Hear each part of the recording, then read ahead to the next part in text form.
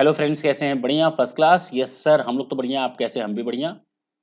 आज हम लोग एक इम्पॉर्टेंट केस लॉ पर डिस्कशन करने जा रहे हैं, वो भी जीएसटी रजिस्ट्रेशन को लेकर के, जिसको गुजरात हाई कोर्ट ने कंफर्म किया है, फाइनल दिया है, डिसीजन दिया है। इस केस में क्या था कि एक एसएससी है, एक पर्सन है जिसका हॉस्पिटल चलता है। हॉस्पिटल आई से रिलेटेड है, जो आई चेक्स वगैरह, सर्जरी वगैरह होती है, उससे रिलेटेड है।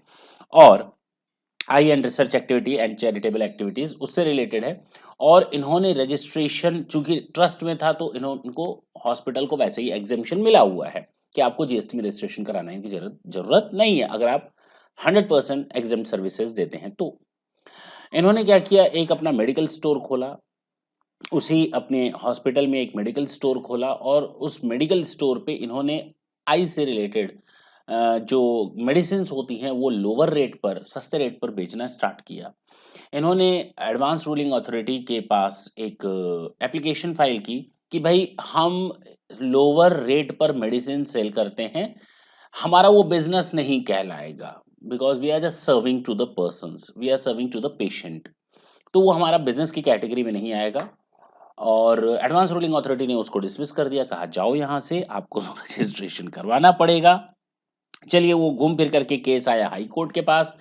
और हाई कोर्ट में भी उन्होंने यही प्ली दी कि यहाँ पर सामने वाले ने बिजनेस की कैटेगरी में रखा है, जबकि बिजनेस की कैटेगरी में हमारा ये चीज नहीं आता, क्योंकि हम लोअर रेट पर अपने पेशेंट को सामान सप्लाई करते हैं, सामान in the sense medicine supply करते हैं, तो वो हमारा बिजनेस की कैटेगरी में नहीं आएगा।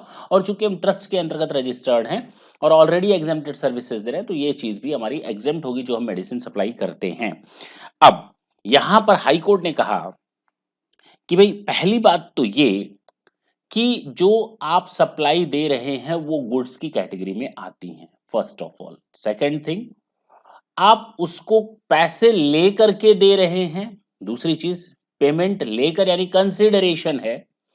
और अगर कंसीडरेशन है, तो बिजनेस या फर्दरेंस ऑफ बिजनेस में यूज हो रहा है। भले ही आप डायरेक्ट कर सकते हैं, yes it is not a business, but yes for the purpose of furtherance of business it is used. दूसरी चीज, आप ये नहीं कह सकते सस्ते दाम पर है इसलिए हमें जीएसटी में रजिस्ट्रेशन नहीं कराना, और हॉस्पिटल हम रन करते हैं इसलिए मेडिसिन के सेल को हम रजिस्टर नहीं करवाएंगे जीएसटी में। आपका ये लॉजिक बिल्कुल गलत है। और साथ ही साथ बिजनेस की कैटेगरी में ये कहीं नहीं लिखा है, it is immaterial whether such a trade or commerce in the is for pecuniary benefits or not. इसका मतलब ये नहीं हुआ कि आप बिजनेस की कैटेगरी में प्रॉफिट कमाएं, लॉस कमाएं, उसको नहीं देखा जाता। बिजनेस करते हैं या बिजनेस नहीं करते। यस, यहां पर आप बिजनेस कर रहे हैं, डायरेक्ट अगर आप कहते हैं बिजनेस नहीं कर रहे, लेकिन फर्दरेंस ऑफ बिजनेस में तो आप इन्वॉल्व हैं ही हैं, पहली चीज। तो यहां पर उसको कहा गया कि भैया, आपको अपने मेडिकल स्टोर का जीएसटी में रजिस्ट्रेशन कराना ही पड़ेगा। आपका ये लॉजिक बिल्कुल बेकार है। तो यहाँ पर लास्ट डिसीजन दिया गया, therefore it was held that the medical store run by the charitable trust would require GST registration, and that the medical store providing medicine, even if supplied at a lower rate, amounts to supply of goods. Is it clear?